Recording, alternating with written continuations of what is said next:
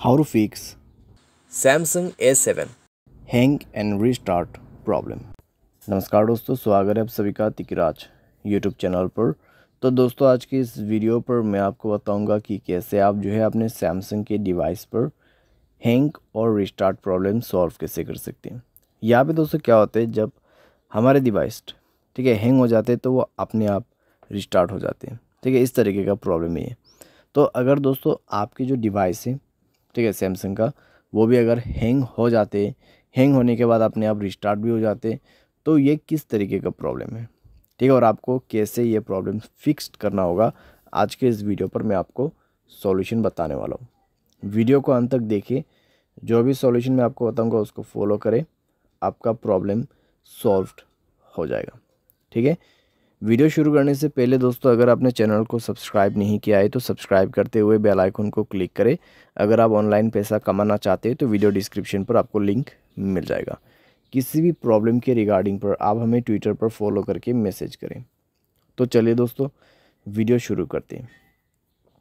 तो यहाँ पर दोस्तों जो हैंग एंड रिस्टार्ट प्रॉब्लम है, ठीक है, तो उसको फिक्स करने के लिए आपको सबसे पहले तो स्टोरेज में से क्लीन अप करना होगा। स्टोरेज को क्लीन कीजिए और मोबाइल पे कई सारे एप्लीकेशंस है तो उसको डिलीट कीजिए।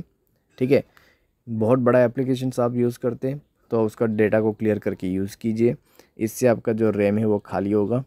ठीक है, और कोई भी दोस्तों एप्लीकेशन जो कि बैड एप्लीकेशंस होगा उनको भी डिलीट कर दीजिएगा।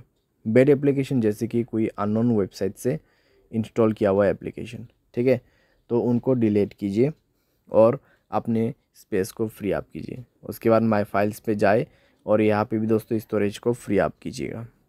ठीक है, जब स्टोरेज आपका 40 to 30% एम्प्टी हो जाएगा तब आप अपने मोबाइल सॉफ्टवेयर को अपडेट करेंगे।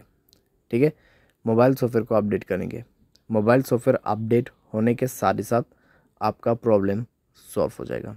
ठीक है, तो हैंग और रिस्टार्ट का जो इशू है आप इसी तरीके से फिक्स कर सकते हैं। तो ये सॉल्यूशन को आप फॉलो करके देखिए, प्रॉब्लम सॉल्व हो जाना चाहिए। अगर सॉल्व हो जाता है तो अच्छी बात है, अगर इसके बाद भी प्रॉब्लम आते हैं तो आपको जाना है general management, reset and then factory data reset. ठीक है, फैक्ट्री डेटा रीसेट पे जाके आपको डायरेक्टली मोबाइल रीसेट कर देना है। जैसे रीसेट करोगे आपका प्रॉब्लम सॉल्व हो जाएगा। तो इस तरीके से दोस्तों आप अपने हैंग एंड रिस्टार्ट प्रॉब्लम को फिक्स कर सकते हैं। तो जितना भी मैंने आपको सॉल्यूशन बताया दोस्तों, उसी को फॉलो कीजिएगा तो आपका प्रॉब्लम सॉल्व हो जाएगा, आपको कोई भी दिक्कतें बाद में नहीं होगा। ठीक है, तो जो पॉसिबल सॉल्यूशन था मैंने आपको वही बताया, तो आप भी उसी को फॉलो कर लेना। उम्मीद करते हैं आपको ये वीडियो पसंद आया होगा। Thanks for watching.